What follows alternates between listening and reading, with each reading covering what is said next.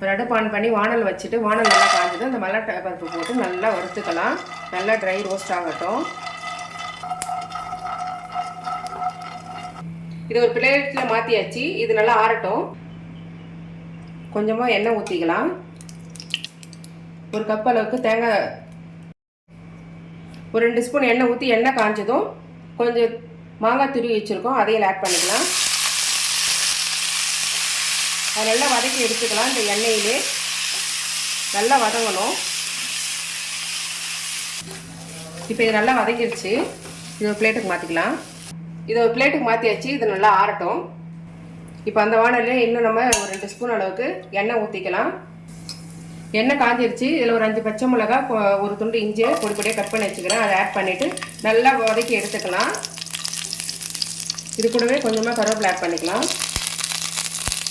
கொஞ்சம் கொத்தமல்லி ஆட் பண்ணிக்கலாம். கொஞ்சம் தேங்காய் துருவல் ஆட் பண்ணிக்கலாம். இது எல்லாத்தையும் சேர்த்து நல்லா வதக்கிக்கலாம். இப்போ தேங்காய் நல்லா வதங்கிருச்சு.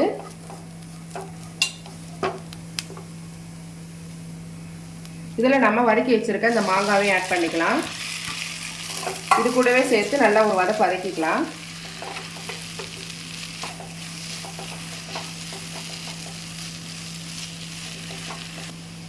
உப்பு ஆட் பண்ணிக்கலாம். சட்னிக்கு தேவையான அளவு உப்பு. அதையும் போட்டு நல்லா கிளறிக்கலாம். நம்ம அந்த வறுத்து மேல் தோலை நீக்கி வச்சுருக்க அந்த மல்லாட்டை பருப்பை இதில் ஆட் பண்ணிக்கலாம். சும்மா லைட்டாக இது எல்லாத்தையும் ஒன்று சேர நல்லா மிக்ஸ் பண்ணிவிட்டு ஆற வச்சு அரைச்சிக்கலாம்.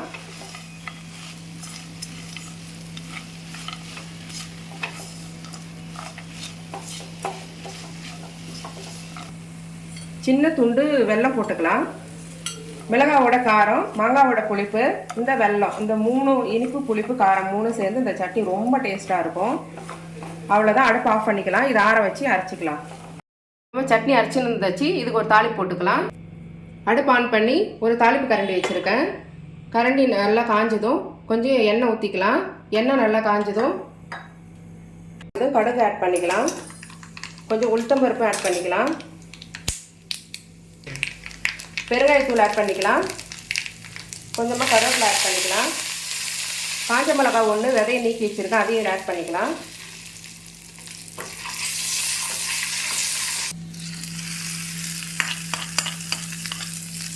நல்லா சட்னியில் ஊற்றி நல்லா மிக்ஸ் பண்ணிக்கலாம். அவ்வளோதான் உறவுகளே, நம்ம இன்றைக்கி செஞ்ச மாங்காய் சட்னி ரெடியாக இருக்குது. இதே போல் நீங்களும் வீட்டில் ட்ரை பண்ணி பாருங்கள். இந்த ரெசிபி பிடிச்சிருக்குன்னா மறக்காமல் வசன குக்கிங் சேனலை சப்ஸ்கிரைப் பண்ணிக்கோங்க. பக்கத்தில் இருக்க பெல் ஐக்கானே கிளிக் பண்ணிக்கோங்க. ஒரு லைக் அண்ட் கமெண்ட் பண்ணுங்கள். நன்றி, வணக்கம்.